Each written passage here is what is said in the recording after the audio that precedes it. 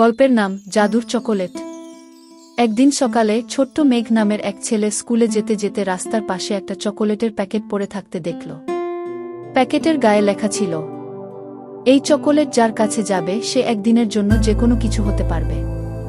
মেঘ একটু অবাক হয়ে চারপাশে তাকালো। কেউ নেই। সে প্যাকেটটা কুড়িয়ে নিল আর ভাবল, আচ্ছা, যদি এটা খেয়ে আমি সুপারহিরো হতে পারতাম। সে স্কুলে ঢোকার আগেই এক কামড় খেল চকোলেটটা। সঙ্গে সঙ্গে তার গায়ে সুপারহিরোর জামা, চোখে গগলস আর পিঠে রকেট উইংস। সে হাওয়ায় উঠতে লাগল। সে স্কুলের মাঠে নামল ডিগবাজি খেয়ে। বন্ধুরা তো ততক্ষণে চোখ কপালে তুলেছে। সবাই বলে, মেঘ, তুই কিভাবে এটা করলি? মেঘ হেসে বলে, জাদুর চকোলেট। সেদিন সে স্কুলের ছাদে উঠে গিয়ে ঘুড়ি নামায়, খেলার মাঠে একসঙ্গে 10টা বল মারে, আর সবচেয়ে বড় কথা, সে স্যারকে অবাক করে ম্যাজিক দেখায়, চকলেট থেকে একটা পেন্সিল বের করে দেয়। কিন্তু সন্ধ্যা নামতেই জাদুর শক্তি হঠাৎ কমে যেতে থাকে। চকোলেটের খামের ভেতর একটা চিরকুট খুঁজে পায় মেঘ। ভালো কাজ না করলে জাদু হারিয়ে যাবে।